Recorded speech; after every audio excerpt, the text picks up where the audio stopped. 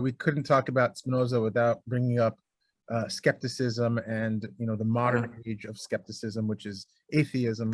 So you want to take it away? Sure.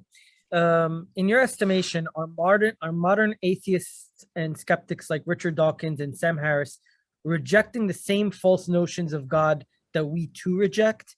What are the best arguments for the existence of God? Which comes full circle to the very beginning, actually. Yeah. So because I had mentioned I wanted to put that on the side. My opinion is no. My experience with atheists, which has been not super extensive, but I've dealt with many, including some students of Richard Feynman and others. That their objection to God mostly is a rejection of a God that doesn't exist.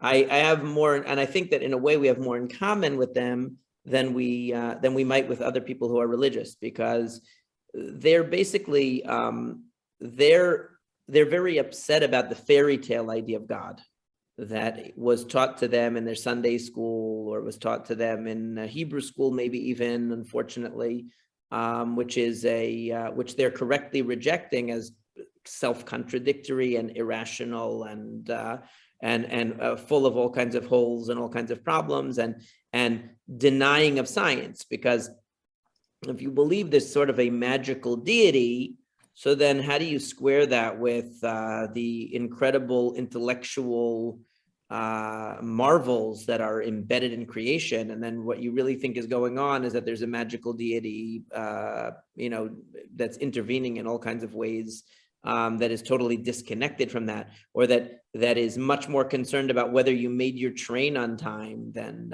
with the, or whether, other miracles happened in your life. Seems to be much more concerned with that than with when there's a vast universe around us, and yet the average religious believer it gives the impression that the details of their everyday life are super significant to the creator of the world. And so they have there's actually somebody who wrote an essay. There was an academic essay. This was like, I don't know, this must be a while ago now, 15 years ago. I remember reading it, called like The Incoherence of Theism.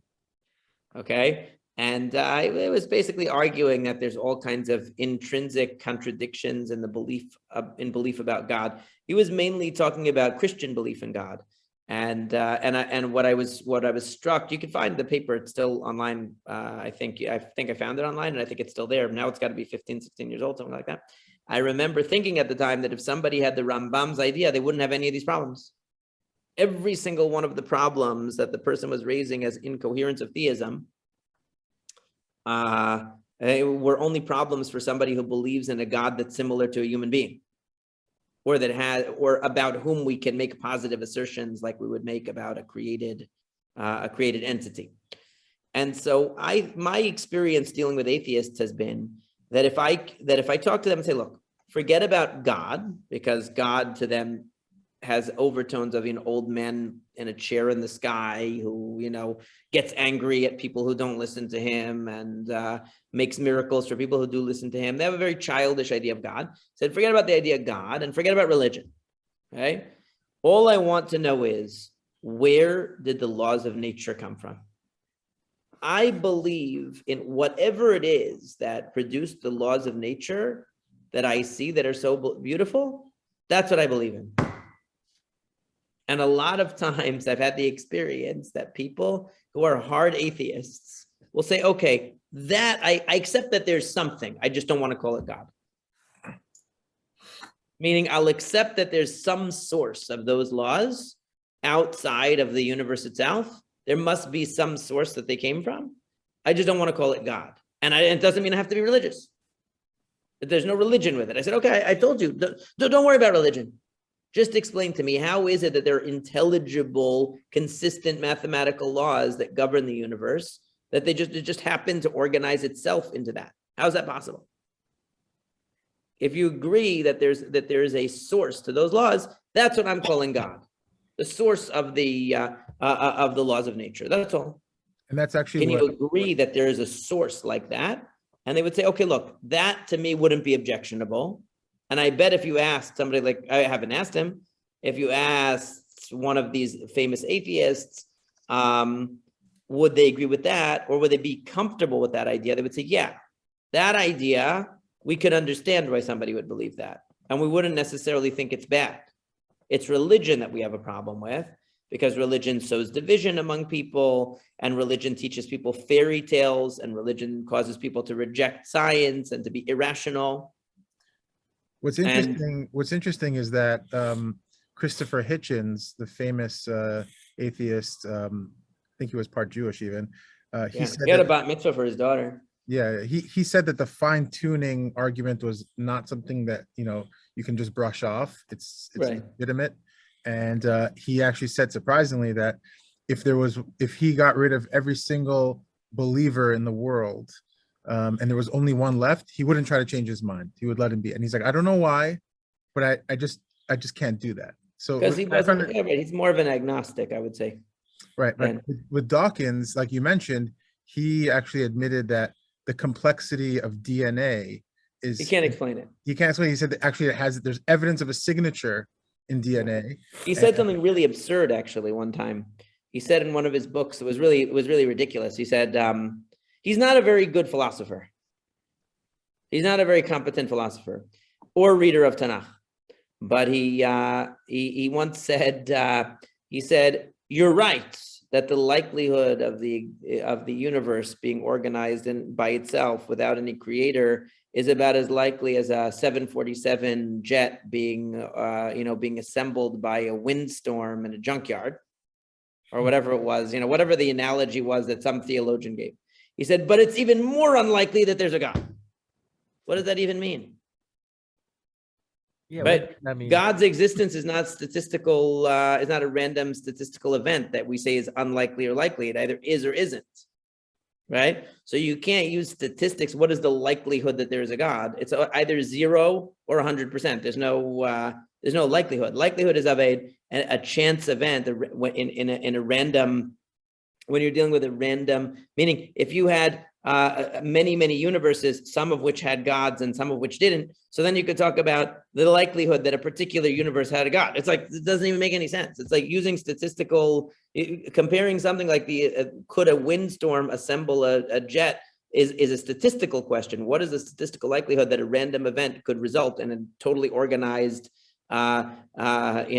entity emerging from it, a functional, organized, designed entity emerging from it? That's a question of randomness. Here we're talking about the existence of God. What does likelihood have to do with it? What does statistics have to do with it? It doesn't make any sense, right? It's like, yeah, and DNA is the same thing. But even, Francis and Crick, who discovered the DNA, they were so bothered by it that they started believing in the weird, the alien seeding theory. That's his theory. Yeah, That's he Dawkins. brought that up. He brought that right, up. No, but they started it. I don't know if they started, but they were on that wagon before him. Of course, what is the absurdity of that? Okay, so where the aliens? right, where the aliens come from then? And how did they have the ability? How did they evolve? Presumably, according to the understanding that he would have. How did they evolve? I'm not against evolution. I'm saying he would have to explain how did they evolve. And what DNA do they have that enabled them to produce the DNA that would? It just doesn't make any sense. It's like it's inventing. That's the point where you see that people will literally invent their own fairy tales and literally invent their own legends and use their imagination to do anything to avoid the idea that there's a creator. Now, the multiverse theory is another one. That's another one. Moving back to there's zero evidence for it. It's just a fantasy. It's a fantasy. Because why? Because it's so compelling. There was another guy, Anthony Flew, who was for years and years didn't believe in God, and then at the end of he wrote, you know what? I believe there is a God, and then they tried to say he's senile, he's this, he's that, he forgot. It's like, no. I saw people saying he was senile, and then I was like, oh, maybe he was. I mean, I don't know, but then I saw it written up that no, the people who were saying that were just, were against him and were against what he was saying, and that he wasn't senile at all. The point is that a person who's an honest thinker realizes that there's a design and an order and a complexity there. And yes, I agree. I could totally identify with, and I could totally sympathize with somebody who doesn't want to jump from that to the kind of religious beliefs, which to them are totally irrational, and to them are totally living in a fantasy world, anti-science, sentimentalism, superficiality, all kinds of this. I understand why why they're afraid that to acknowledge a God is to open the door, like we would say, lechazik et yedei ovrei avera. Like to them, what they're going to do is they're going to end up promoting ideas that they think are going to lead to destructive tendencies in humanity. So they're afraid of it. There also, I'm sure, other elements, like I told you about Nagel, that Nagel was, basically said, everything I've shown demonstrates that there's a purpose and that the universe and the cosmos is facilitating and promoting mind. That's undoubtedly true. And that would suggest that there is an orchestrator behind it, right? But he said, nope, I'm not going to believe that there's a God. So I'm just going to have to say there's purpose without a creator, even though it makes no sense. Right. So they decide where to draw the line for themselves. It could be in the case of some of these atheists that they have a concern about humanity's fate. I'm trying to give them big dan lekaf zechut and say that maybe they are concerned that it opens the door, a Pandora's box, to all kinds of damaging, superstitious, and anti-rational and self-destructive beliefs, and therefore they don't want to open the door to that. But there's also, I'm sure, an element that comes from their own resistance to the idea that there is a higher mind than themselves, or that there's a reality beyond the reality that's accessible to their minds, which is a humbling thing. But I think that if you ask Dawkins or any of these guys, would you accept like a Rambamic concept of a source of reality? That's so abstract that they would be able to accept it. They just wouldn't be able to see how that leads to any kind of a religion. Okay, whereas and actually our whole discussion, in my opinion, is basically the answer to that. Yeah, I was just about to say that. Right. That you don't have to make God. Yeah, you don't. That's why I'm saying you don't have to make God into a big granddaddy in the sky in order to have religious belief and practice. You don't have to. You can have the correct idea of God, and you can still believe that human beings have purpose within the framework that God created, which is to come as close to the truth as possible and to live a life of mitzvot that elevates us and enables us to actualize the potential that we have. That is, that's the answer to those objections. That doesn't, it doesn't have to devolve into a superstitious or an old time religion, folk religion kind of a mentality. That when you have this concept of God, but it also doesn't. In other words, this concept of God prevents the descent into irrationality, but it also opens up the possibility of a totally different kind of religion, like Einstein talked about. Oh, I'd like to found a cosmic religion, where basically our religion is that we appreciate God. We appreciate the handiwork of God in the universe, and in nature. That's the cosmic religion. That's what Einstein talked. The problem is that his idea would only appeal to the 1% of people who are on his level of understanding of God. We have mitzvot that can be for an entire nation to access those ideas. And that's why I always like to mention in the tefillah, Yismechu v'malchutach shomrei Shabbat v'korei oneg. I probably quote this a million times every shiur, but I love it because in the tefillah is a repository of a lot of philosophical ideas about Judaism.